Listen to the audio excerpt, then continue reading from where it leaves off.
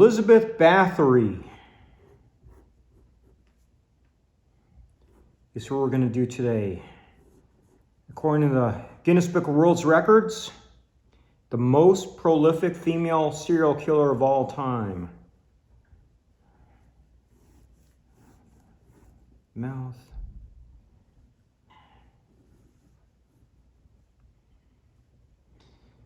Now, how true is that? That is a good question. That is still being debated amongst historians.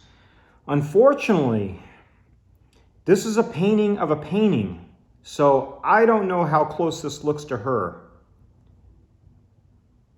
We're just going to have to wing this and trust that this is what she looked like.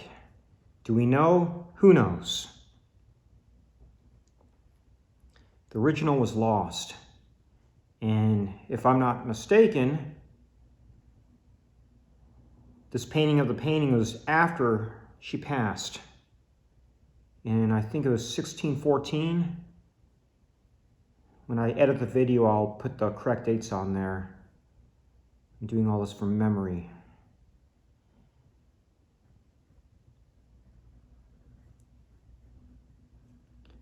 I'm a sort of self-taught art historian, but I did take a lot of humanities classes in college before they made them political. I was blessed to get into college before it became just a political joke where you actually learn things instead of politics.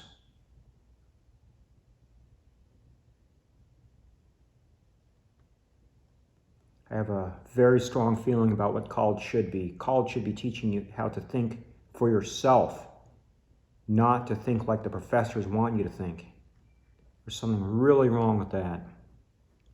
But let's go back to Elizabeth Bathory here. She was reported to be the most prolific serial killer, female serial killer of all time. And the estimates were around 650 victims. And she was a sadist, and she tortured them in horrible, horrible ways. I'm not going to go into detail about the alleged tortures because they're gross. And you don't need to hear that. This is supposed to be somewhat G-rated. So I'm not going to go into details, but I'll just tell you some numbers. Is that they said her diary gave away the names of the victims, and they counted around 650. Now, how accurate was that? We don't know, because now some people are saying that wasn't really her diary, and it was just people trying to frame her. So history's strange. It's always being rewritten when they find more information. And then there's always some other people who have reasons for believing one thing or another, and they'll put their beliefs in there. So I could tell you what I've read, and I could tell you what I believe. I do believe she did kill people, because when they arrested her, and I think they arrested her in 1610, if I made a mistake, I'll put that up there in editing. But they arrested her and they confined her to a castle, which is now in Slovakia, a country I haven't been to yet. It's on our queue, just haven't been there yet. And she was Hungarian. At the time, Hungary was really powerful. And now the excuse that they have for her is that she owed one of the Habsburgs people a lot of... sorry. Let me rephrase that. One of the Habsburgs people owed her money. And to get out of it, they framed her for the whole thing. I don't know if that's true, but I do believe that she's a sadist, because there were so many witnesses. They said there were over 300 witnesses. Now they say that several of the witnesses confessed under torture, and a lot of them were hearsay. They said that about 250 of the witnesses you couldn't really use. But that still leaves another 50 witnesses. So that, to me, says she did something.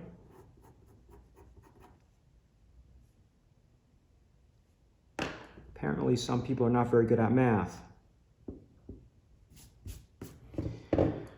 But when they arrested her, she was a noblewoman, so she got away with torturing and killing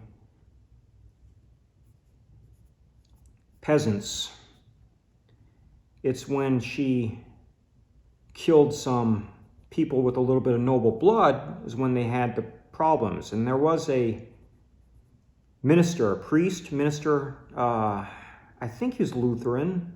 I don't remember the denomination, but who was going after her because he was finding all kinds of evidence that there were girls disappearing. And he was the first, and then finally, I think it was one of her actually blood relations who actually had to arrest her, but that's another thing I need to go back and read. I've also seen, I think it was a Hungarian-made movie about her that really featured Anna Darvulia. Anna Darvulia was a witch. And she died before the trial, so she was lucky. She would have been tortured and executed. She's one of the accomplices. But the movie had Anna Darvulia as the bad guy, and Elizabeth Bathory was just under her influence because Anna Darvulia in the movie was a powerful witch. I wish I remember the title of that movie, but it was subtitled, of course. A really good flick. Didn't have a good budget, so it of course won't be one that you've heard of unless you're really into her. But yeah, she's a Hungarian noblewoman. She's a serial killer. I believe that she killed at least the 80 people who were found in her castle. And now the whole thing about her drinking blood and her bathing in blood, I do not believe. And I'll tell you why I don't believe that, is that so-called story came out 100 years or about 100 years after her death. It wasn't people at the time saying that happened. The rumor was that she bathed in blood, in virgin blood, to stay young because she was obsessed with her looks. I could understand noblewoman being obsessed with her looks because looks matter, especially her husband died. She was a widow. And especially after her husband died, looks are very important. But bathing in virgin blood, no, I don't believe that for 1 second. Let's get a little bit. Okay, let's put the 4B on here to get a little bit more so you could see better. I'm not sure what you see and what you don't see in this video because I'm just talking here and I don't see the video. My wife is filming as we speak.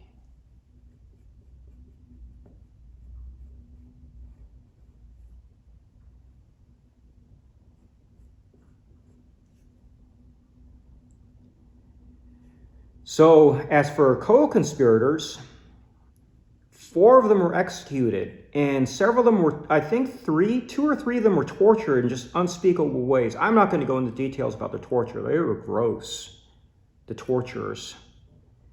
But because they were co-conspirators and they were not from royalty, which she was like a noblewoman, she was somewhat royal, she got away with what she did. And she was confined to her castle, and she died in her castle in 1614.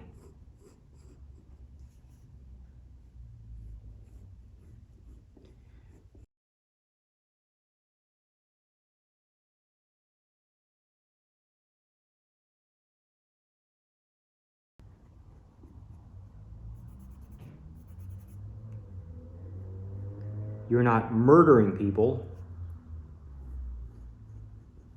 in horrible ways and getting away with it like she did. So yeah, there's going to be people who disagree. There will be people who say, oh no, she's completely innocent and framed. You're fine to believe what you will. I'm not going to argue that because history is up for interpretation still to this day. So it depends which sources you believe.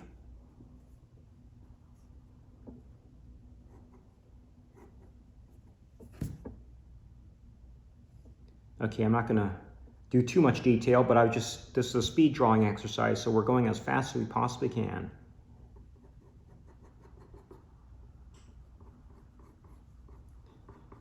And this is Elizabeth Bathory.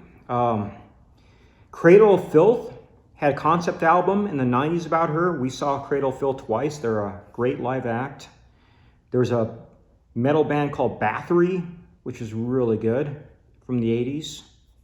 They were named after her, so she's very popular in the heavy metal genre. Very well known. Because metal, they sing about evil people all the time. There we go. Done. Thank you for subscribing.